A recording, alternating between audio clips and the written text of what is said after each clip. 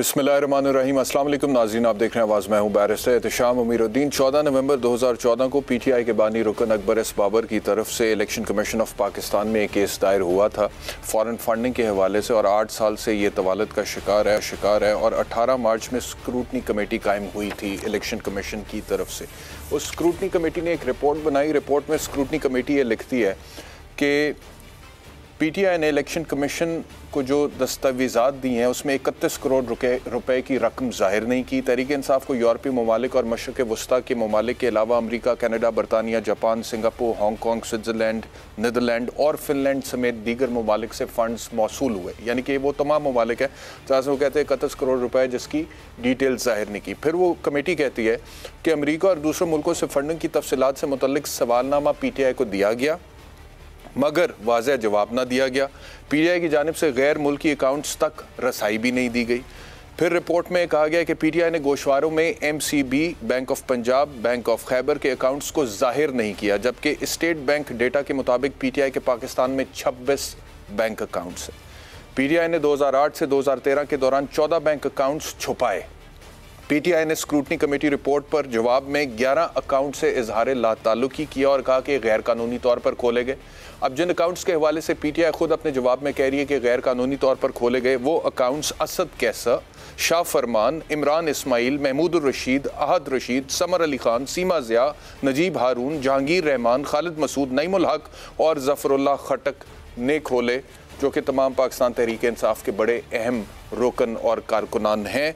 इमरान खान साहब कुछ दिन पहले आरिफ नकवी के हवाले से भी ख़बर में रहे, क्योंकि इल्ज़ाम ये था, फाइनेंशियल टाइम्स में स्टोरी छपी कि आरिफ नकवी की तरफ से जो क्रिकेट मैच करवाए गए थे फंड रेजिंग के लिए, चैरिटी के लिए, वो पैसा पाकिस्तान तहरीक इंसाफ को दिया गया। ये इल्ज़ाम था, फाइनेंशियल टाइम्स में आया। इमरान खान ने आरिफ नकवी के हवाले से क्या मज़ीद क्या कहा, इसी हवाले से इमरान खान ने यह भी सुना।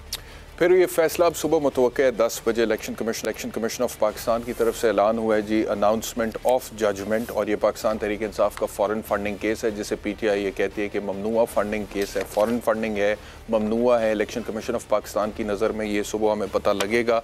और क्या ये कोई फ़ाइनल जजमेंट आने जा रहा है या फिर अभी ये फ़ाइनल जजमेंट नहीं आ रहा, ये फ़ाइनल जजमेंट की तरफ एक प्रोसीजर है, ये भी आपको एक्सप्लेन करेंगे थोड़ी देर में। लेकिन पाकिस्तान मुस्लिम लीग नवाज़ क्या इल्ज़ाम लगा रही है, इस हवाले से भी सुनिए। वो पैसा फॉरेन फंडिंग का इसराइल से मैंने तो नहीं मंगवाया, वो इमरान खान ने मंगवाया। हिंदुस्तान से पैसा मैंने तो नहीं मंगवाया, वो इमरान खान ने मंगवाया। किसी ने सू मोटो लिया। बहुत एक सीरियस इशू है, क्योंकि जहां हिंदुस्तान के नेशनल पैसे दे रहे हैं, जहां इजराइल के नेशनल पैसे दे रहे हैं, जहां मुलाजमीन के नामों पे करोड़ों रुपए आए, इसकी तफ्तीश तो हो रही है जो कि आएगी, मगर इसका जो क्रिमिनल एस्पेक्ट है उसको भी देखा जाए। आरिफ नकवी साहब जिन्होंने चैरिटी के लिए पैसा लिया और एक पॉलिटिकल पार्टी को पैसा दे दिया, कौन कौन सी कंपनीज थी, कौन कौन से इंडिविजुअल थे जिन्होंने पैसे PTI को दिए, इन्होंने वो अकाउंट छुपा के रखे, इन्होंने ये डिस्क्लोज नहीं किया, ना सिर्फ इलेक्शन कमीशन से, मगर ये बहुत से ऐसे अकाउंट हैं जो बनाए गए, पैसे लाए गए और वो अकाउंट बंद भी कर दिया गया। मुझे ज्वाइन किया है सीनियर तज्ज़ियानगार अतर काज़मी ने, और मेरे साथ हैं साबिक legal consultant election commission of Pakistan barrister Adil. आप दोनों का बहुत शुक्रिया। बैरिस्टर आदिल साहब, आपसे गुफ्तगू का आगाज़ करते हैं। मुझे फरमाइएगा आपकी क्या अंडरस्टैंडिंग है, क्योंकि आप साबिक लीगल कंसल्टेंट हैं election commission of chief election commissioner के। इनफैक्ट अगर मैं गलत हूं तो आप मुझे बता दीजिएगा। सिकंदर सुल्तान राजा साहब के आप साबिक लीगल कंसल्टेंट हैं। मुझे बताइएगा कि सही है बात। दूसरा ये मुझे बताइएगा कि आपकी क्या अंडरस्टैंडिंग है, सुबह ये कोई फाइनल जजमेंट आने जा रहा है या फिर फाइनल जजमेंट की तरफ एक कदम है? अस्सलाम वालेकुम बैरिस्टर साहब, thank you very much. I was legal consultant to CEC, तो इलेक्शन कमीशन का अपना एक लॉविंग है, बट मैं लीगल कंसल्टेंट था चीफ इलेक्शन कमिश्नर साहब का। ठीक है, और ये पिछले 1 साल आप थे? जी, मेरा अभी तकरीबन एज वी स्पीक मेरा कोई 10-15 दिन पहले मैं वापस छोड़ के अब अपने प्रैक्टिस में आया हूँ लॉ। जी ठीक है। और ये फॉरेन फंडिंग केस की जो प्रोसीडिंग्स होती रही हैं इलेक्शन पाकिस्तान में, जाहिर है फिर आपने इसका हिस्सा रहे होंगे? जी बिल्कुल, क्योंकि इसको चीफ इस बेंच को प्रोजाइड करते थे और मैं चीफ इलेक्शन कमिश्नर के साथ था, तो मैं इन प्रोसीडिंग्स में मोस्टली पिछले 1 साल में तो मैं इन प्रोसीडिंग्स का हिस्सा मैं बिल्कुल रहा हूँ। तो आपकी क्या अंडरस्टैंडिंग है इन प्रोसीडिंग्स के हवाले से? सुबह कोई जजमेंट आने जा रहा है, कोई फाइनल जजमेंट आने जा रहा है पाकिस्तान तहरीक इंसाफ के हवाले से या कुछ और है? देखें जी, इसमें जो मेरी जो अंडरस्टैंडिंग है ना, ये स्क्रूटनी कमेटी ने पीटीआई के जो अकाउंट्स वगैरह उसको स्क्रूटनाइज किया, उसने अपनी एक रिपोर्ट जमा कराई थी जी। उस रिपोर्ट पे उसने रिपोर्ट इलेक्शन कमीशन को जमा कराई, कमीशन के सामने उसकी दोबारा से प्रोसीडिंग शुरू हुई। उस रिपोर्ट पे जो जो ऑब्जेक्शंस थे दोनों साइड्स के, उन्होंने वो इनवाइट किए और उसके बाद अब इलेक्शन कमीशन ने उस स्क्रूटनी रिपोर्ट पे जो है मेरी नाक़िस राय के मुताबिक अपना हतमी फैसला देना है। क्या वो स्क्रूटनी रिपोर्ट से एग्री कर रही है या डिसएग्री कर रही है? मेरी राय में इलेक्शन कमीशन कल ये डिसीजन जो है वो देगा कि वो उससे इत्तफाक करती है, इख्तलाफ करती है। अगर वो इत्तफाक करती है तो फिर नेक्स्ट स्टेप क्या होगा आपकी नज़र में, और अगर इख्तलाफ करती है तो फिर नेक्स्ट स्टेप क्या होगा आपकी नज़र में? इसमें क्योंकि ये पीपीओ 2002 के तहत जो है ये कार्रवाई सारी की गई थी, जब ये शुरू हुआ था उस वक्त इलेक्शन एक्ट 2017 का जो था वो नहीं आया हुआ था, तो उसके तहत और उसके रूल्स के तहत अगर तो इलेक्शन कमीशन इस नतीजे पे पहुंचती है कि स्क्रूटनी कमेटी ने अपनी फाइंडिंग्स जो है वो बिल्कुल ठीक दी हैं, तो उस सूरत में वो एज पर द लॉ वो पीटीआई को शो कॉज इशू करेगी और उस पे शो कॉज पे वो पीटीआई नेचुरली फिर जवाब देगी और उसके बाद फिर अपना हतमी फैसला जो है ऑन प्रोहिबिटेड फंडिंग करेगी। यानी कि आप ये कह रहे हैं कि अभी show cause notice at max issue हो सकता है पाकिस्तान तहरीक इंसाफ को अगर स्क्रूटनी कमेटी की रिपोर्ट से इलेक्शन कमीशन जो है वो इत्तफाक करे तो? मेरी इसमें राय यही है। इनफैक्ट ये जो इसके बीच में हाई कोर्ट में भी ये चैलेंज होते रहे हैं, मुख्तलिफ ऑर्डर्स पीटीआई मोस्टली पीटीआई लेके जाती रही है, तो लास्ट जो ICA justice chief justice Islamabad high court Athar Minallah साहब के सामने था, उसमें भी ही इसी किस्म की ही डिस्कशन हुई थी, जब ये ऑब्जर्व भी किया गया था कि इसको फॉरेन फंडिंग की जगह इसको प्रोहिबिटेड यानी ममनुआ फंडिंग जो है वो करार दिया जाए। अगर स्क्रूटनी कमेटी सॉरी आप कंप्लीट कर लें बात अपनी पहले प्लीज। और उसी के दौरान उसी को जो वो फैसला था उसके दौरान उन्होंने दोनों पार्टीज ने ये इस बात पे एग्री किया था। एग्री तो नहीं, मेरा मतलब ये एक बात थी कि जी ये अगर तो मैक्सिमम जो इसमें इलेक्शन कमीशन करेगी वो इसमें उसको शो कॉज नोटिस इशू करेगी, बिकॉज उस वक्त बड़ी हाइप बनी हुई थी कि जी ये पार्टी बैन हो रही है, इसको पार्टी को बैन हो जाना चाहिए। लेकिन शो कॉज तो बैरिस्टर साहब, शो कॉज तो किसी भी प्रोसीडिंग का आगाज होता है ना, शो कॉज नोटिस के बाद फिर वो कार्रवाई आगे चलती है और उसके बाद फिर किसी कार्रवाई होने के बाद फिर किसी हतमी नतीजे पर पहुंचा जाता है। लेकिन मेरे पास ये जो रोस्टर है इलेक्शन कमीशन ऑफ पाकिस्तान की तरफ से जो इशू हुआ है उसमें लिखा हुआ है for announcement of judgment. Actually इसमें इलेक्शन कमीशन जो है सिंस इसने ये अपना रिजर्व किया था इस पे, तो इस पे उसने नेचुरली कुछ ना कुछ कमीशन के 3 मेंबर सुन रहे हैं, उन्होंने इसको अनाउंस तो करना है। उसको आप ऑर्डर भी कह सकते हैं, उसको आप जजमेंट भी कह सकते हैं। मैं एक आपको इनका अगर आप इजाजत दें तो 14/6 यानी कि 14 जून 2022 को आईसीए में इंट्रा कोर्ट अपील में इस्लामाबाद हाई कोर्ट ने जो डिसीजन दिया था उसमें उन्होंने ये लिखा था, उसके पैराग्राफ जो है वो 3 में मेंशन्ड है कि that the commission has yet to consider whether a case is made out for issuance of show cause notice contemplated under rule 6 of the rules. ये कब का ऑर्डर आप कह रहे हैं?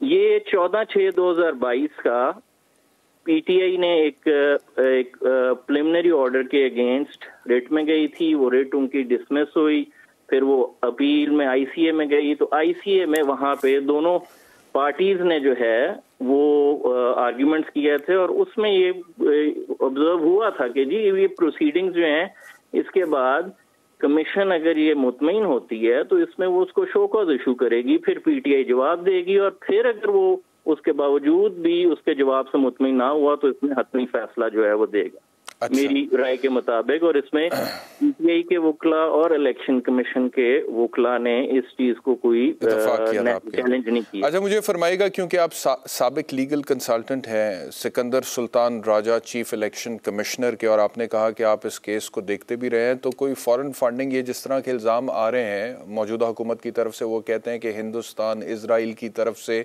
पाकिस्तान तहरीक इंसाफ को फंड किया गया है, या चैरिटी का पैसा आरिफ नकवी ने जो है वो पाकिस्तान तहरीक इंसाफ को दिया है, तो इस तरह के कोई एविडेंस सबूत आपकी नज़र से गुजरे? एक्चुअली ये इसकी प्रोसीडिंग्स जो थी सुप्रीम कोर्ट इलेक्शन कमीशन में काफी देर से चल रही थी। स्क्रूटनी कमेटी भी मैंने तो पिछले 1 साल ऑब्जर्व किया है, और इसमें अब क्योंकि फैसला आना है उस पर तो मैं कुछ कह नहीं सकता, बट इतना मैं आपको बता सकता हूँ कि इसमें पीटीआई के जो वकील थे, लॉयर्स वो चेंज करते रहे, बट फाइनली जो लॉयर थे अनवर मंसूर खान, उन्होंने इस पे काफी डिटेल्ड फैक्चुअल और लीगल आर्गुमेंट्स की थी, और वो अपना एक अकाउंटेंट भी, पीटीआई का एक चार्टर्ड अकाउंटेंट भी लेकर आए थे जी। उसने भी कमीशन को इन डिटेल जो है वो अपनी ब्रीफिंग दी थी, जिसमें उसने ये पैसे कब कब किस चैनल में आए हैं, बैंकिंग ट्रांजैक्शन और सारा जो है वो समझाया था। हाँ, लेकिन ये रिपोर्ट ये कहती है ना कि 31 करोड़ रुपए की रकम जाहिर नहीं की पीटीआई ने। इनफैक्ट उस कमीशन की रिपोर्ट पे ही आगे आर्गुमेंट्स हो रहे थे, और ये भी मैं बताना चलूं कि उस कमीशन की रिपोर्ट पे एतराजात दोनों साइड के थे, अकबर एस बाबर के वकील को भी थे और पीटीआई के वकील को भी थे। पीटीआई के वकील के उसमें ये स्टांस था कि इन्होंने स्टेट बैंक के फिगर्स सिंपल लेके उसको आगे कर दिया है, उन्होंने आगे बैंकिंग चैनल्स के थ्रू एक एक अकाउंट को स्क्रूटनाइज करके एक्सप्लेन किया था। फिर अकबर एस बाबर के जो वकील हैं वो ये मजीद उसमें आर्ग्यू कर रहे थे कि जो स्क्रूटनी कमेटी ने जितना ये इनको बताया कि इतने पैसे इलीगल तरीके से आए हैं, वो कम बताएं, इससे भी ज्यादा। तो बेसिकली मुझे ये बताइएगा कि पाकिस्तान तहरीक इंसाफ का जो मौक़िफ़ है, वो कहते हैं कि पीएमएलएन और पाकिस्तान पीपल्स पार्टी के हवाले से भी फॉरेन फंडिंग के जो भी केसेस हैं वो उनको भी साथ लेकर चलें और इकट्ठे फैसला सुनाएं। तो क्योंकि आप वहाँ पर मौजूद थे, आप देखते रहें, मॉनिटर करते रहें, उन केसेस की क्या स्टेज है? इनफैक्ट ये बिल्कुल एक एप्लीकेशन आई थी और उसमें उन्होंने यही कहा था कि उनके बाकी तमाम के पार्टीज के किया जाए, और उनका मौक़िफ़ ये था कि जो अनाउंस आपने करना है तो तमाम पार्टीज की स्क्रूटनाइज करके फिर इकट्ठे अनाउंस करें। आप पीटीआई का पहले अनाउंस ना करें क्योंकि ये सियासी तौर पे उन्हें डैमेज देता है। इसमें इलेक्शन कमीशन का ये स्टांस ये था, और हाई कोर्ट ने रिपीटेडली इस पे एग्री किया कि वो इलेक्शन कमीशन का काम है स्क्रूटनाइज करना। उनकी एप्लीकेशन, एक इलेक्शन कमीशन ने एक पॉलिटिकल फाइनेंस विंग भी क्रिएट किया है, उसके एक डायरेक्टर जनरल भी हैं, और वो वैसे भी ईयरली जो है स्क्रूटनाइज करते हैं। उसके अलावा इसकी एप्लीकेशंस पे भी वो काम कर रहे हैं। और मुझे जो लास्ट मेमा था यही बताया गया था कि बाकी पॉलिटिकल पार्टीज के भी, ये सिर्फ इसमें पीएमएलएन और पीपीपी नहीं, इसमें टोटल 101 पॉलिटिकल पार्टीज का शायद शुरू किया है। फाइनली उन्होंने जो स्क्रूटनाइज की वो शायद 11 या 13 पॉलिटिकल पार्टीज की हुई, जो विद इन अ मंथ उनकी भी स्क्रूटनी जो है कंप्लीट हो जाएगी। लास्ट जो मैं था, जहां तक मुझे याद है, उन्होंने स्टेट बैंक को इलेक्शन कमीशन ने अकाउंट्स वगैरह के मुतालिक इंफॉर्मेशन फॉरवर्ड कर दी थी, और हाई कोर्ट में भी इलेक्शन कमीशन का यही था स्टांस कि वो भी हम एक्सपीडिशियसली कर देंगे, बट उसको इस पीटीआई केस के साथ जोड़ना वो बहुत शुक्रिया बैरिस्टर साहब हमें ज्वाइन करने। अतर काज़मी साहब, आपकी तरफ आता हूँ, मुझे फरमाइएगा, सुबह ये तो इलेक्शन कमीशन ऑफ पाकिस्तान की तरफ से तो ऐलान हुआ है कि जजमेंट आ रहा है सुबह, तो आप किस तरह से देख रहे हैं? आपको लगता है कि मिसाल के तौर पे कोई जजमेंट ऐसा आता है जो पाकिस्तान तहरीक इंसाफ के लिए एडवर्स है, तो फिर क्या होगा? इकॉनमी का तो पहली बड़ा बुरा हाल है, और अगर सियासी बहरान की कैफियत पैदा होती है मज़ीद, तो फिर उसका दोबारा असर इकॉनमी पे पड़ेगा। डॉलर पहली पकड़ में नहीं आ रहा, बाकी बहुत सारी चीज़ें हैं। तो how do you analyse the situation? नहीं, देखिए, जहाँ तक इकॉनमी का ताल्लुक है, मेरे ख्याल में इस वक्त तो सारी जमातें, वो जिनका तजर्बा है वो हुकूमत में, तो उसकी तो मुझे फिक्र नहीं है। मुझे पता है अगर ज्यादा मसला पड़ेगा तो इसहाक डार साहब आ जाएंगे, मियाँ साहब भी बैठे हुए हैं बेंच के ऊपर, उनको भी कॉल इन किया जा सकता है, तो उसकी तो मुझे फिक्र नहीं है। जहाँ तक इस केस का ताल्लुक है, देखिए कल जो ये इसका फैसला आएगा, जजमेंट आएगी, या जिस तरह बैरिस्टर साहब ने फरमाया कोई शो कॉज नोटिस आएगा, ये कल हतमी फैसला नहीं होगा किसी सूरत में भी। अगर वो ये डिक्लेयर भी कर दें कि ये ममनुआ फंडिंग थी, तो उसके बाद भी वो क्या ज्यादा से ज्यादा फंडिंग वो जब्त हो जाएगी। फिर आगे से हुकूमत का किरदार आता है। फिर हुकूमत आर्टिकल 62, 63 के तहत सुप्रीम कोर्ट को लिख सकती है कि ये जमात या इसके लीडरान जो हैं वो सादिक और अमीन नहीं है, उन्होंने वहां पे फंडिंग अपनी छुपाई है, जो भी उनके दीगर मसाइल हैं। तो मेरे ख्याल में ये कल फाइनल हमें कोई चीज नहीं नजर आएगी, आगे इसकी मजीद लीगल बैटल चलेगी। अच्छा, मैं अब कुछ इकोनॉमी पे आ जाते हैं, क्योंकि अब ये फैसला तो सुबह 10 बजे आएगा, तो 10 बजे जब आएगा तो फिर हम उसके ऊपर तज्जिया करेंगे कानूनी तौर पे भी और वैसे भी कि क्या फ़ैसला है और दुरुस्त फ़ैसला है या नहीं है। लेकिन क्योंकि इकोनॉमी की आपने बात की और आपने कहा कि आपको फ़िक्र नहीं है, इसहाक डार साहब आ जाएंगे अगर मिफ्ता साहब नाकाम होते हैं, तो मिफ्ता साहब तो मुझे नाकाम होते हुए नहीं बल्कि मुझे नज़र आ रहा है कि हो चुके हैं। मिफ्ता इस्माइल का एक सौड़ा आपको सुनवाता हूँ जिसमें वो तो ख़ुद अपने ज़बान से ये एडमिट कर रहे हैं कि मेरी प्रायोरिटी में महंगाई या ग्रोथ तो था ही नहीं कि महंगाई कम कर दूँ या ग्रोथ बढ़ा दूँ, मैं तो सिर्फ पाकिस्तान को डिफ़ॉल्ट से बचाने के लिए आया था। ये सुन लें। जो गाना आता है उसकी पहली कोशिश ये होनी चाहिए कि वो मुल्क में महंगाई कम करे और दूसरी कोशिश होनी चाहिए कि ग्रोथ हो।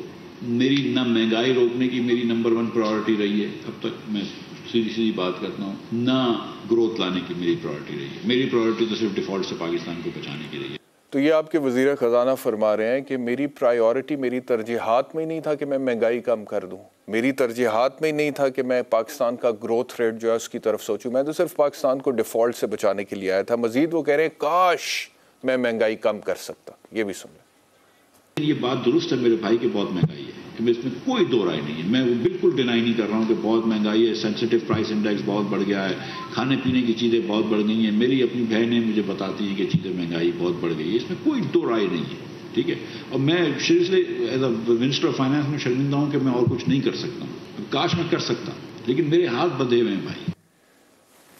अतर काज़मी साहब, मुझे तो लिटरली इस बंदे की समझ नहीं आती कि ये क्या कर रहे हैं, कैसे कर रहे हैं। वजारत ख़ज़ाना के ओहदे पर बराजमान है और वहाँ पर बैठकर जिस बेहिसी के साथ वो बोल देते हैं कि महंगाई कम करना या ग्रोथ बढ़ाना तो मेरी तरजीहात में नहीं था, मैं पाकिस्तान को डिफ़ॉल्ट से बचाने पर लगा हुआ था। और उसके बाद वो कहते हैं कि काश मैं महंगाई, यानी कि ही हैज़ द कैपेसिटी, उनकी तो कैपेसिटी नहीं है, वो तो एडमिट करें before the national television, before the entire media of this country कि मैं काश कर सकता, मैं कर ही नहीं सकता। ये वो कह रहे हैं, ये वो मान रहे हैं। तो उसके बावजूद अगर हम तकिया करें, बल्कि डॉक्टर शाहिद हसन सिद्दीकी साहब ने भी मुझे ज्वाइन कर लिया, लेकिन पहले मैं आपका कमेंट लेता हूं, फिर डॉक्टर साहब की तरफ जाता हूं कि उसके बावजूद अगर हम ये तकिया करें और समझें कि ये हुकूमत पाकिस्तान के मौशी मसाइल या कम से कम ये वज़ीर ख़ज़ाना हल कर सकता है, तो ये बेवकूफ़ी नहीं है। देखें, आप जिस तरह आपने जिक्र किया कि मिफ्ता इस्माइल साहब ने कहा कि महंगाई को कम करना या ग्रोथ बढ़ाना, वो उसके हवाले से मेरा तो कोई ताल्लुक नहीं है। तो शुक्र करें उन्होंने ये नहीं कह दिया मैं तो पाकिस्तान का वजीर खजाना ही नहीं हूं, मैं तो यूगोस्लाविया के लिए काम कर रहा हूं। मसला ये है कि बैरिस्टर साहब, पाकिस्तान की इकॉनमी नीचे जा रही है, आपको तो बहुत ज्यादा फिक्र है, मुझे फिक्र हो सकती है, किसी आम पाकिस्तानी को फिक्र हो सकती है, लेकिन मैं इनकी जो इकोनॉमिक्स है मैं उसको जज पाकिस्तान की इकॉनमी से नहीं करता। आप मुझे ये बताएं, अकाउंट्स उठा के देख लें, एफबीआर की रिपोर्ट उठा के देख लें, क्या मिफ्ता इस्माइल साहब के जो अपने कारोबार हैं गुज़िश्ता 2-3 साल के दौरान वो मुनाफे में रहे या नुकसान में रहे? इसी तरह बाकी जितने भी सियासतदान हैं उनकी आप अपनी इंडस्ट्रीज जो हैं या यूनिट्स हैं या फैक्ट्रीज हैं या जो भी उनका कारोबार है, क्या उनमें से किसी का नुकसान हुआ कि सब फायदे में रहे? तो पाकिस्तान की इकॉनमी की फिक्र तो तब हम करें ना कि जब इनकी इकॉनमी भी साथ उसके नीचे जा रही हो। तो अगर इनकी इकॉनमी ऊपर जा रही है तो इन्हीं का मुल्क है, यही लोग इख्तिदार में, तो मैं इसलिए समझता हूं कि इकॉनमी तो फिर बेहतरीन चल रही है। डॉक्टर शाहिद हसन सिद्दीकी साहब, इमरान खान साहब ने एक बात की है हाल ही में, उन्होंने कहा कि आर्मी चीफ को कॉल करनी पड़ी है, अमेरिका से बात करनी पड़ी है, और जो खबर है वो ये है कि chief of the army staff, और बाद में इसकी वजाहत भी आई कि प्राइम मिनिस्टर ऑफ पाक शरीफ साहब ने chief of the army staff general Qamar Javed Bajwa को इजाज़त दी कि आप अपना असर व रसूख इस्तेमाल करें। IMF से $1.2 बिलियन की हमारी इंस्टॉलमेंट अभी तक रिलीज़ नहीं हुई है, तो वो होनी चाहिए, और स्टाफ लेवल पे मुआहदा IMF के साथ मसनूआत हो चुके हैं, लेकिन उसके बावजूद वो किस्त रिलीज़ नहीं है, बावजूद इसके कि IMF की सख्त तरीन शराइत हम लोग मान चुके हैं, बावजूद इसके कि पेट्रोलियम मसनूआत पर सब्सिडी ख़त्म हो गई, बिजली गैस की कीमतों में इजाफा हो गया, टैक्स छूट ख़त्म कर दी, बावजूद इसके कि माली इदारे जो हैं वो उनको झंझोड़ के रख दिया गया, सरमायाकारों का एतमाद जो है उसको ठेस पहुंची, डॉलर कहाँ से कहाँ निकल गया। Chief of the army staff ने बात की deputy foreign minister Wendy Sherman से और उन्हें कहा कि हम अपील करते हैं आपसे कि IMF उन्होंने कहा कि आप अपील करें IMF से कि 1.2 अरब डॉलर की जो किस्त है वो हमें जल्द दी जाए। अब इसके ऊपर इमरान खान साहब ने क्या कहा ये आपको सुनवाता हूँ, फिर आपका तज्जिया लें। आज अब आर्मी चीफ कॉल कर रहे हैं अमेरिकनों को कि वो शर्मन को कि जनाब हमें IMF से सिफारिश करके पैसे दिलवा दें। आप सोचो कि मुल्क का क्या हाल है। गवर्नमेंट के अंदर ये हालात हैं कि गवर्नमेंट की क्रेडिबिलिटी इतनी नीचे चली गई है कि उनको आर्मी चीफ को कहना पड़ रहा है कि जी उनको टेलीफोन करें। जी डॉक्टर साहब कैसे देख रहे हैं एक इकोनॉमिस्ट की हैसियत से सारी सिचुएशन? बहुत शुक्रिया आपका। ये बात सही है कि हमारे जो रिजल्ट्स हैं वो भी गिर रहे हैं और रुपए की कदर भी गिर रही है, लेकिन IMF का तो हमें पता है कि वो पाकिस्तान को जो है बहुत ही उसका सख्त रवैया था, लेकिन जो ताख़ीर हुई है उसमें हमारी अपनी बहुत बड़ी जिम्मेदारी है। मसलन मैं आपसे बता दूं कि मई में जो मामला तय हुए थे इसी हुकूमत ने IMF के साथ मई 2022 में जो 10 जून 2022 को बजट पेश हुआ, वफाक का बजट और चारों सूबों के बजट, वो उससे मुतसादिम था। तो पहले तो हमें ये बताया जाए कि आपने जो ऐसा एक बजट पेश कर दिया जो IMF तो आपके नुक्ते पे नुक्ता आपका चेक कर रहा था, तो आपने दानिस्ता ऐसा बजट क्यों दिया जो IMF से मुतसादिम था? सूबों ने भी ऐसा बटन दिया जो IMF के साथ मामलात से मुतसादिम था, जिसकी वजह से 15-20 दिन ज़ाय हो गए। एक दिन 2-2 दिन हमारा क्या घंटे कीमती थे, क्योंकि रुपए की कदर हम खुद गिरा रहे थे। तो पहले तो ये बता दें कि वो ये उन्होंने क्यों उसके खिलाफ बजट पेश किया और ये कहा कि सूबे 570 अरब रुपये फाजिल देंगे। सूबों ने जो है खसारे का बजट पेश कर दिया, उन सूबों ने भी जहाँ इनकी अपनी हुकूमत थी। तो एक तो ये बहुत बड़ा सवालिया निशान है। लेकिन मैं ऐसे सोचता हूँ कि ताख़ीर आपने महीनों की कर दी। 1 तारीख से 12 तारीख तक अभी IMF के छुट्टी है बोर्ड की, वो तो हो ही नहीं सकता कुछ भी, और जो कुछ होना है वो 15 से 24-25 के दरमियान होना था अगस्त का। 8-10 दिन के लिए था, तो मुझे नहीं समझ आता कि कोई फ्री लंच तो होता नहीं है, तो हमने क्यों इजाज़त दे दी, ये क्यों कराया, क्योंकि 12 तारीख तक तो छुट्टी है। डॉक्टर साहब I am sorry, I have to cut you here, I have to take a quick break, बाद वापस आते हैं, आप यहीं से कंटिन्यू कीजिएगा।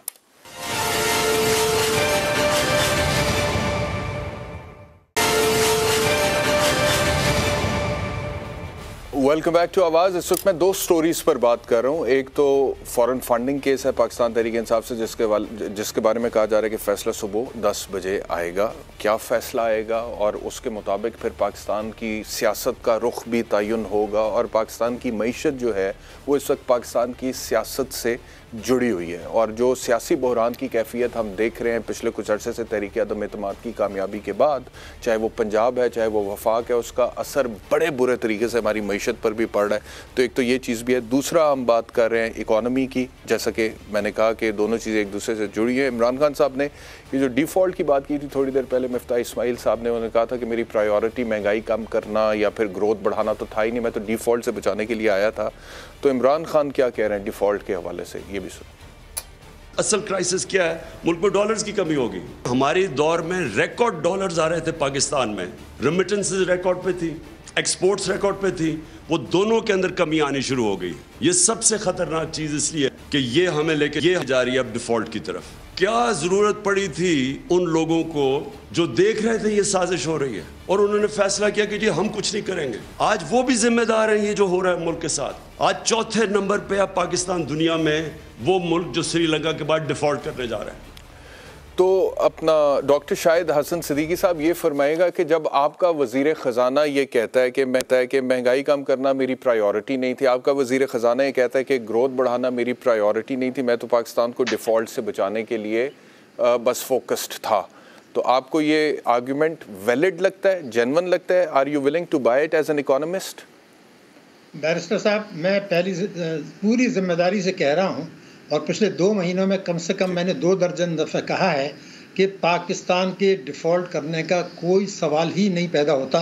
ये सियासी बयानात हैं और सियासी मुफादात के लिए रियासत को नुकसान पहुँचाना ये काबिल नफरत बात है। आप एक हुकूमत को ब्लेम करें, दूसरी को करें, मगर रियासत को नुकसान अपने मुफादात के लिए पहुँचाना बड़ी तबाहकुन बात है। कतई 0% इम्कान था। मैं शुरू से कह रहा हूँ कि पाकिस्तान डिफ़ॉल्ट नहीं करेगा, बिल्कुल बेकार की बात है। अभी आप देखा ज़रा सी हमें मुश्किलात आई, IMF पैसा नहीं दे रहा था और ऐसा लग रहा था मुश्किल में है, तो चीन ने हमें $2.3 अरब अभी दिए हैं, तो ये तो बेकार की बात है। लेकिन मैं जो चीज़ आपकी खिदमत में अर्ज़ करना चाह रहा हूँ कि जो ये बर्बादी आई है, रुपए की कदर में कमी और हमारे स्टेट बैंक के रिजर्व्स गिरना, इसमें सबसे ज़्यादा जिम्मेदारी जो है वो स्टेट बैंक की है, जिनका किरदार मिस्टीरियस था। लेकिन काफ़ी हद तक जो है जिम्मेदारी तहरीक इंसाफ और मुस्लिम लीग नून की इत्तेहादी जमातों की है, जिनका किरदार भी मिस्टीरियस कहा जा सकता है। किसके मफादात का हो रहा था, कौन सी अशराफिया, बैरूनी अशराफिया थी, मुल्की अशराफिया थी, ये क्या खेल कर रहे थे, मैं आपको दस्तावेजी हक़ाइक़ और सबूत पेश कर सकता हूँ। पहले आप ले लीजिए 28 फरवरी 2022 रुपये पाकिस्तान के मईशत बहरान में थी, रुपए की कदर गिर रही थी और चंद दिनों में $900 मिलियन मिलने वाले थे। इमरान खान साहब ने तहरीरी मुआहदा तोड़ दिया। वो $900 मिलियन अगर मिल जाते तो सऊदी अरब भी दे देता, चीन भी दे देता, बहरान होता ही नहीं। लेकिन उन्होंने वो फैसला कर लिया और बहरान की इब्तिदा हो गई। लेकिन जब ये हुकूमत आई तो इसके सामने सबसे पहला काम ये था कि रिजर्व्स बढ़ाएं और स्टेट बैंक के और रुपए की कदर गिराएं। इसमें स्टेट बैंक का बड़ा किरदार है, माजी में करता रहा था वो ये दोनों काम। अब के मिस्टीरियसली पुरस्कार तौर पर स्टेट बैंक मुकम्मल खामोशी इख्तियार रहा। हम ये चीखते रहे कि आप महंगी शरह सूद पर कर्जे लेकर आएँ। रुपए की कदर को कंट्रोल करने के लिए माजी में state bank of Pakistan meeting बुलाया करता था, एक्सचेंज कंपनीज़ की मीटिंग बुलाया करता था, बैंक्स की। उनको ये कहता था सट्टेबाजी हो रही है जो कि हो रही है, सरमाए का फरार हो रहा है जो कि हो रहा है, पैसा अफगानिस्तान जा रहा है, सबको पता है। लेकिन स्टेट बैंक ने न धमकी दी, न लालच का रास्ता इख्तियार किया, न कोई मीटिंग बुलाई और ना महंगी शरह सूद पर। रजा बाकर साहब 13% पर कर्जा लेकर आए थे, जबकि हमें इतनी ज़रूरत नहीं थी। आज ज़रूरत थी, उन्होंने कुछ नहीं किया, नंबर 1। दूसरी बात ये थी कि ये जो ऑटोनॉमी दी थी, इसका मतलब ये नहीं था कि वो जो है जो चाहे कर ले पाकिस्तान। डॉक्टर साहब, एक सवाल है यहाँ पे, जितनी गुफ्तगू आपने की है, इस गुफ्तगू में से एक सवाल ये है कि ये हुकूमत, ये 3.5 महीने की जो परफॉर्मेंस है, दिस इज़ पैथेटिक। मतलब कि इसको किसी तरीके से डिफेंड किया ही नहीं जा सकता 3.5 महीने में जो कुछ हुआ है। अब ये हुकूमत ये कहती है कि ये इस वजह से ये परफॉर्मेंस हुई है क्योंकि इमरान खान बारूदी सुरंगें बिछा कर गए थे और पीछे से ये मामला चला रहा था और इमरान खान की हुकूमत भी रहती तो भी यही कुछ होना था जो कि हुआ। ये आर्ग्यूमेंट किस हद तक दुरुस्त है? बिल्कुल गलत है। ये यहाँ तक सही है कि बारूदी सुरंग उन्होंने बिछाई थी, लेकिन मैं आपको बता दूं कि जब ये हुकूमत आई थी उसके कुछ हफ्तों के बाद इसहाक डार साहब ने एक बयान दिया था कि डॉलर 160 से 170 पर होना चाहिए और उन्होंने मिफ्ता साहब की जो सलाहियत है उस पर कुछ शुबहात का इज़हार किया था। लेकिन मैंने अभी एक लफ्ज़ इस्तेमाल किया कि मौजूदा हुकूमत के दौर में भी कुछ इक़दामात ऐसे हैं जो मिस्टीरियस हैं, जिनका दिफा नहीं हो सकता, जिनका जवाब पेश नहीं किया जा सकता, और अगर इनको भी खटारी में खड़ा किया जाए तो ये उसका दिफा नहीं कर पाएंगे। कई ऐसे इक़दामात उन्होंने उठाए, अभी मैंने स्टेट बैंक का बता दिया। लेकिन सवाल सिर्फ ये पैदा हो रहा है कि क्या हमारी हुकूमत कोई कोशिश नहीं कर सकती थी रिजर्व बढ़ाने के लिए? फॉरेन बैंक से बात नहीं हो सकती थी? क्या जो है वो धमकी और लालच का रास्ता इख्तियार नहीं कर सकते थे? क्या वो इंपोर्ट्स को कम नहीं कर सकते थे? उन्होंने ऐसा करने की कोशिश नहीं की। इनको 182 रुपये मिला था। जब इम्पोर्टेड आइटम्स पे पाबंदी तो लगाई थी डॉक्टर साहब, इम्पोर्टेड आइटम्स पे पाबंदी तो लगाई थी इन्होंने। कतई नाकाफ़ी, बहुत ज़्यादा ताख़ीर से लगाई, कतई नाकाफ़ी था। और अमरीकी सफ़ीर ने एक बयान दिया, अभी आपने देखा होगा कि जी हमारे बिजनेसमैन बहुत नाराज़ हैं कि आपने लग्जरी आइटम्स पर लगा दी। अगले दिन उन्होंने बहुत बेशतर पर पाबंदियाँ उठा भी ली। अभी तो IMF का कर्जा आपको मिला नहीं है, किस्त तो आ जाने देते। तो एक तो ये था कि जो इक़दामात उठाए थे वो, इसलिए मैं नाकाफ़ी कह रहा हूँ कि पिछले 1 साल में हमारी इंपोर्ट्स में इजाफा जो हुआ था वो $24 अरब का इजाफा हुआ था। ये जो उन्होंने इक़दामात उठाए। डॉक्टर साहब, मुझे ये भी फरमाइएगा कि इन 3.5 महीने में डॉलर के साथ जो हुआ है उसकी बुनियादी वजह आप क्या देखते हैं? और दूसरा, एक्सपोर्ट्स किस हद तक गिरी हैं जिसकी वजह से ट्रेड डेफिसिट बढ़ा है? नहीं, देखिए मैं आपसे अर्ज़ कर दूं कि एक तो सट्टेबाजी हुई। अब मैं आपसे बिल्कुल जिम्मेदारी से बता रहा हूं कि यहाँ से जो पैसा अफगानिस्तान जा रहा है, तो यहाँ अगर 240 का रेट है तो अफगानिस्तान में 255 का रेट था। और भारत कर रहा था, क्योंकि भारत को तो ज़रूरत नहीं है, लेकिन भारत ने कहा अगर पाकिस्तान के रिजर्व्स वहाँ जाते हैं और हम पैसा खर्च करके उसको डॉलर ले लें तो पाकिस्तान डॉलर स्मगल हो रहा था अफगानिस्तान में, हो रहा था। यहाँ पे 240 का रेट है, वहाँ पे 255 का था। जी, और तो स्मगल कर रहे थे यहाँ से स्टेट बैंक ने ये कौन? डॉक्टर साहब थोड़ा सा इसको एक्सप्लेन करें, इस फिनोमिना को थोड़ा सा एक्सप्लेन करें। ये जब आप कहते हैं कि स्मगल हो रहा था क्योंकि 15 रुपए वहां पे ज्यादा मिल रहे थे, वहां पे 255 का रेट था, तो ये कौन स्मगल कर रहा है, किस तरह स्मगल होता है, कैसे निकलता है पाकिस्तान की मार्केट से? ये इंडिविजुअल्स होते हैं जो निकाल लेते हैं अपना पैसा और स्मगल कर देते हैं उस जगह पे? खुली मंडी से भी होता है सौदा भी। आपको मैं बताऊं कि 31 जुलाई को ये हमारा जॉइंट स्टेटमेंट आया है हुकूमत पाकिस्तान, वजारत खजाना और स्टेट बैंक का। अब इतनी ताखिर के बाद हम तो पहले से चीख रहे थे, ये पहली दफ़ा उसमें सट्टेबाजी का लफ्ज़ इस्तेमाल हुआ है, ये सट्टेबाजी हो रही है। पैसा तो इनको तो पता था, हुकूमत को माजी में भी पता था, माजी में वो कहते भी रहे थे कि हम एक्शन लेंगे। अब वो कहते हैं जी हम ऑडिट करेंगे। भाई वो मार्केट से डॉलर ख़रीदते हैं, बाहर ले जाते हैं, तो जब ये जा रहा था तो कोई रोकने की रोक टोक थी ही नहीं सिरे से, और रुपये जब तेज़ी से गिर रहा था तो ये खेल चल रहा था, सबके इल्म में था, कोई सीक्रेट बात नहीं है। ये माजी में भी होता रहा है, पहली दफ़ा नहीं हुआ है, लेकिन इस वक्त इतनी क्रिटिकल हालत थी कि हमें एक्शन लेना चाहिए था, जो नहीं लिया। लेकिन 31 जुलाई को जो जॉइंट स्टेटमेंट आया है उसमें सट्टेबाजी का और स्पेकुलेशन का और सेंटिमेंट्स के अल्फाज मौजूद हैं। तो मैं तो आपसे सिर्फ यह कर रहा था कि डॉक्टर साहब तवक्कुफ कीजिएगा, मुझे ज़रा अतर काज़मी साहब की तरफ जाना है। अतर साहब, आप सारी गुफ्तगू सुन रहे हैं, इकॉनमी के साथ क्या हैवक प्ले किया गया है, अब ये ठीक कैसे होगा आपके ख्याल में? कौन ठीक करेगा? ये हुकूमत ठीक करेगी, ये हुकूमत जाएगी, अर्ली इलेक्शंस होंगे। इमरान खान ने आज 2/3 अक्सरियत की बात की है, वो आएंगे तो क्या 2/3 अक्सरियत से आएंगे? और 2/3 अक्सरियत से आएंगे तो क्या फिर उनकी जो पॉलिसीज़ होंगी वो इस तरह की होंगी कि मुल्क को बहरान से बाहर निकाल सके? अपेरेंटली जो मौशी बहरान है, अपेरेंटली नहीं, बहरान तो है। आप क्या देख रहे हैं? देखिए इस वक्त अगर इलेक्शंस होते भी हैं, नई हुकूमत आती है, तो ऑब्वियसली इतनी जल्दी ये मसाइल हल तो नहीं होंगे। जिस तरह डॉक्टर साहब ने भी बड़ी तफसीलन बताया, बहुत सारे मसाइल हैं, बहुत सारी जगहों पे कुछ काम करने वाले हैं, कुछ काम हमने नहीं किए, कुछ काम में हम लेट हो गए। अगर बर वक्त कर लिए जाते तो आज हम इस नहज पे ना पहुंचते।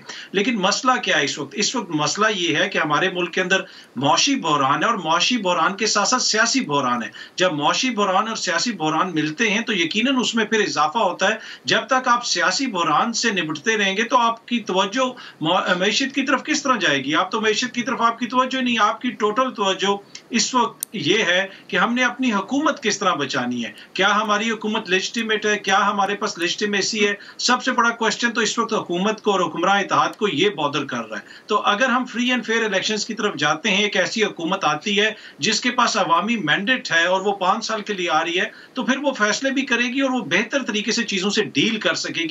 तो इसलिए मैं कहता हूं कि इस वक्त जो हमारी सियासत है, आप उसको मईशत से अलहदा नहीं कर सकते। जो सियासी बहरान है वो भी एक बड़ी वजह है हमारे मौसम। इमरान खान की डिमांड है कि अर्ली इलेक्शंस होने चाहिए।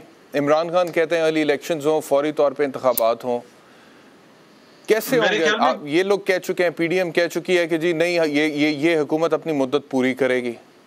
तो डेडलॉक तो है, there is a political deadlock. बिल्कुल दुरुस्त फरमाया आपने, पॉलिटिकल डेडलॉक है और ये हुकूमत, इनका बिल्कुल इंतखाबात करवाने का कोई दिल नहीं है। कुछ लोग ये तासुर देते हैं कि नवाज शरीफ साहब की ख्वाहिश है कि फौरन इंतखाबात हो जाएं। कतन ऐसी कोई बात नहीं है। उन्होंने शहबाज शरीफ साहब को ये हुकूमत दिलवाई इसलिए है कि जाओ भाई मेरे लिए कोई रास्ता निकालो। अगर इंतखाबात होते हैं तो नवाज शरीफ तो इंतखाबी सियासत से आउट है, उनकी साहिबजादी भी इंतखाबी सियासत से आउट है। तो बुनियादी तौर पर शहबाज शरीफ को ये हुकूमत दिलवाई इसलिए गई कि भाई हमारे लिए कोई रास्ता निकालो। तो ये जो तासुर दिया जाता है कि जी उनकी आपके ख्याल में पीएमएलएन की पॉलिटिक्स इस वक्त है क्या? क्योंकि देखिए हुकूमत में तो वो आ गए और अकेले नहीं आए, वो पीडीएम की 12 जमातों के सहारे आए। पूरा एक अलायंस है जो हुकूमत में आया और फिर वज़ीर आज़म शहबाज शरीफ साहब को बना दिया। अब उसके बाद वो कहते थे सख्त फैसले लेने पड़ेंगे, वो लिए। उन सख्त फैसलों का नतीजा ये निकला कि अवाम महंगाई से बिलबिला उठे, मईशत की हालत जो है वो बड़ी अजीब व गरीब है, डॉलर कहीं से कहीं चला गया। और इन हालात में वो कहते हैं कि हम टेन्योर पूरा करेंगे, ये हुकूमत जो है इसको मुद्दत पूरी करनी चाहिए। तो आपके ख्याल में उनके जहन में क्या है, टारगेट क्या है, क्या पॉलिटिक्स कर रहे हैं वो? देखिए उनके टारगेट तो बिल्कुल क्लियर है। जिस तरह मैंने पहले भी जिक्र किया कि इंतखाबी सियासत में नवाज शरीफ की वापसी, ये जो मईशत है, ये जो दीगर मसाइल हैं, डॉलर ऊपर जा रहा है, पेट्रोल ऊपर जा रहा है, लोगों की तनख्वाहें कम हो रही हैं, ये मसला पीडीएम का नहीं है और ना ही ये मसला इस वक्त नून लीग का। उनका बुनियादी मसला है कि नवाज शरीफ को इंतखाबी सियासत में वापस लेके आना है। इसीलिए वो कहते हैं इमरान खान का ये मसला है, पीटीआई का ये मसला है, इमरान खान का ये मसला है। देखिए इमरान खान का मसला तो इस वक्त इंतखाब और सियासत है कि इंतखाबात होंगे और इस वक्त वो हुकूमत में नहीं है। जब वो हुकूमत में आएंगे फिर उनको उनके गले में ये मसला पड़ेगा, फिर पता चलेगा कि इस मसले को कितनी संजीदगी से लेते हैं। नहीं, मेरा सवाल ये है, अगर मैं उसको रीफ्रेस करूँ अतर काज़मी साहब, सवाल ये है कि हुकूमत में वो नहीं है, वो हुकूमत में आना चाहते हैं इलेक्शन के जरिए, इस वजह से वो अर्ली इलेक्शंस की डिमांड करते हैं। तो उनका ये मसला है कि मईशत की क्या हालत होगी है, गरीब आदमी की क्या हालत होगी है महंगाई की वजह से। तो मैं अगर मुल्क की इकोनॉमी जो है उसको क्या वो उनकी फ़र्स्ट प्रायोरिटी है पाकिस्तान तहरीक इंसाफ की और इमरान खान की, या उनकी भी फ़र्स्ट प्रायोरिटी ये है कि मईशत के साथ जो कुछ होता है हो जाए, अर्ली इलेक्शन के थ्रू मुझे इक़्तिदार में आना चाहिए फौरी तौर पे? जी देखिए, आप इमरान खान के दिल में क्या है, वो क्या सोच रहे हैं, ये तो वो खुद ही बता सकते हैं। लेकिन अगर इस वक्त देखा जाए, आपने पीडीएम के दिल में क्या है ये तो बताया, आपने अभी बताया कि पीडीएम के दिल में क्या है। नहीं, पीडीएम के दिल में नहीं, वो हमारे सामने है, पूरी फिल्म चल रही है एहतशाम भाई, रोज हम देखते हैं वो क्या कर रहे हैं। हम देखते हैं कि इधर सर कोई फिल्म नहीं चल रही पीटीआई की तरफ से, जेयूआई वाले इधर कोई फिल्म नहीं चलती है, इतनी बड़ी बड़ी फिल्में बैठी हुई हैं। नहीं आपने कभी देखा नहीं, ये इधर भी बड़ी फिल्म है। नहीं, फिल्में तो बड़ी है, पर बड़ी स्क्रीन पे जो इस वक्त हम देख रहे हैं कि जो बड़े बड़े तजर्बाकार थे वो सब लोग क्या कर रहे हैं, उनका बुनियादी मकसद क्या है। देखें, यूं ही ये इक़्तिदार में आए तो अगर इनकी प्रायोरिटी मईशत होती तो ये मईशत के हवाले से कोई फैसला करते ना। पहला फैसला क्या था, ECL, दूसरा फैसला क्या, नैब कवानीन, EVM, ओवरसीज पाकिस्तानियों का वोट। तो इससे आपको लगता है कि ये जो फिल्म चला रहे हैं, ये इस फिल्म का नाम मईशत हम रख सकते हैं? तो इमरान खान की फिल्म तो अभी चलेगी जब वो हुकूमत में आएंगे। फिलहाल तो वो यही कह रहे हैं कि मैं आऊंगा तो मईशत पे तवज्जो दूंगा।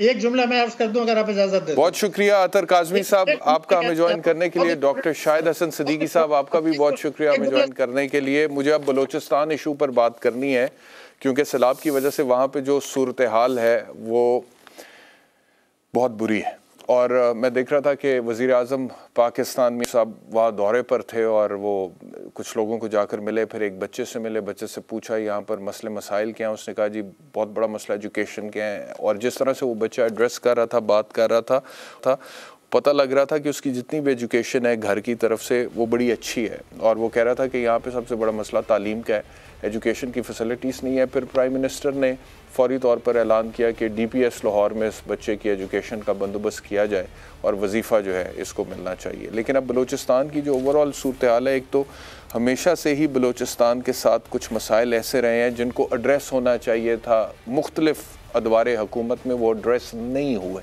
ये बहुत बड़ा नाकामी है यहाँ पर गवर्नमेंट्स के बिहाफ पे।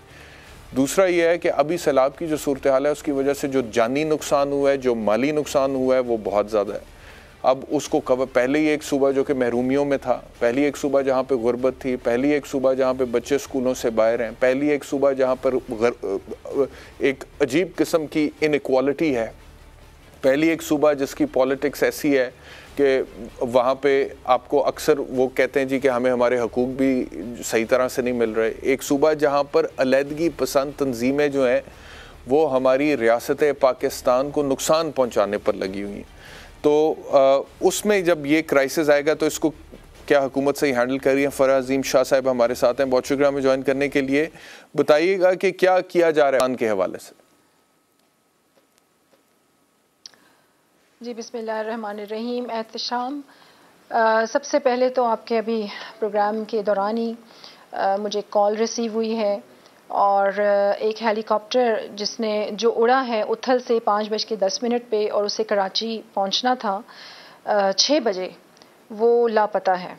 अभी रेडार पे सर्वेलेंस जारी है और देखा जा रहा है कि क्या वजूहात हैं।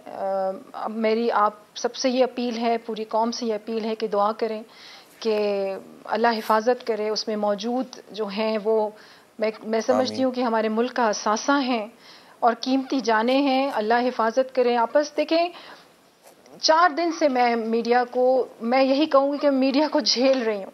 देखें, तनकीद बराए तनकीद ना करें, ये वक्त नहीं है। ये वक्त है कि बलूचिस्तान की तरफ तवज्जो करें और जो इफेक्टिव्स हैं वहाँ पर उनकी तरफ तवज्जो करें। एहतशाम, मेरा तो पूरा ध्यान इस हेलीकॉप्टर की तरफ चला गया है। इसमें बड़े कौन हेलीकॉप्टर में सवार कौन है फराह साहिबा? आर्मी ऑफिसर्स हैं और मैं बहुत ज़्यादा परेशान हो गई हूँ। अभी मुझे आपके प्रोग्राम के दौरान ही, बल्कि आपने जब मुझे ज्वाइन करवाया तो 2 सेकंड पहले ही मैंने कॉल बंद की है। और मेरी दुआ है अल्लाह से कि कोई अच्छी खबर आए और अल्लाह कीमती जानों की हिफाजत करे। इसी तरीके से आप देखें, आमीन।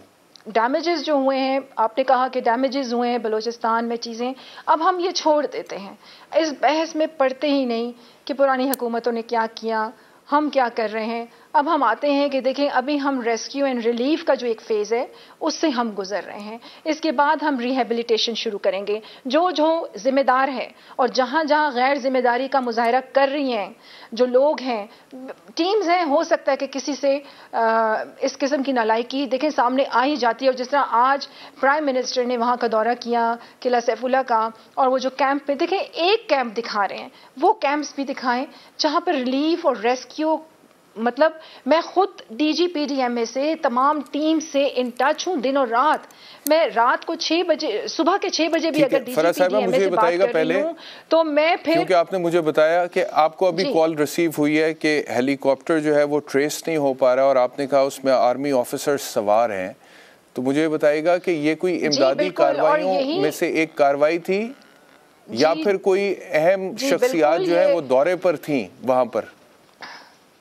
जी बिल्कुल बिल्कुल, दोनों चीज़ें थीं। वो दौरा भी हो रहा था वहाँ पे और इसके साथ साथ जो इमदादी कार्रवाई है वो भी जारी थी। लेकिन अभी जो आप हमें कुछ मजीद वजाहत से बता सकती हैं कि कौन सवार है उस हेलीकॉप्टर में जो अभी ट्रेस नहीं हो पा रहा? कोर कमांडर जी। अच्छा जी, इत्तला के मुताबिक जो मुझे कॉल अभी आई है, कोर कमांडर कोयटा की बात कर रही हैं? जी, कोर कमांडर कोयटा, जी कोर कमांडर कोयटा की बात कर रही हूँ। निहायत शफीक इंसान, अल्लाह रहम करे और हिफाजत करे। देखें, ये लोग हैं, चाहे वो आर्मी है, हेड्स ऑफ टू आर्मी, मैं सलाम पेश करती हूँ उनको कि जहाँ वो बॉर्डर्स पे खड़े हैं, वहाँ जो डिज़ास्टर हमारे मुल्क में आ रहा है, खुदा का वास्ता है अपने इंस्टीट्यूशंस को इस तरीके से मौरूद इल्ज़ाम ना ठहराएं। ठीक है, गलतियाँ हम सब में हैं, हम सब में, मतलब हम कोई पारसा नहीं है, हम सब में गलतियाँ हैं। हम अपनी जिम्मेदारियों को भूल चुके हैं, हमें अपनी तरबियत की ज़रूरत है। और अब आप देखें, इतने दिनों से बलोचिस्तान गैर जिम्मेदारी हुकूमत ये कर रही है, ये टाइम है कि हम मुत्तहद हो जाएं, एक प्लेटफॉर्म पर इकट्ठे हो जाएं। इस वक्त जहां पर अफेक्टीज बैठे हैं, रो रहे हैं, हमारे पास रिसोर्सेज की कमी है। मैं आपसे ये हल्फन कह रही हूं कि मीर कदूस, अब्दुल कदूस बिज़न जो हमारे चीफ मिनिस्टर जो हैं, वो खुद मॉनिटर कर रहे हैं सारे निज़ाम को। आज जिस तरीके से DC को बरतरफ किया गया, उन्होंने ये ऐलान कर दिया है कि जहां जहां नालायकी हम देखेंगे, गैर जिम्मेदारी देखेंगे, उन ऑफिसर्स को हम बिल्कुल भी उनके साथ हम कॉम्प्रोमाइज नहीं करेंगे, क्योंकि बलूचिस्तान की जो भी अवाम है उसके हवाले से कॉम्प्रोमाइज उनकी जानो माल पर नहीं होगा।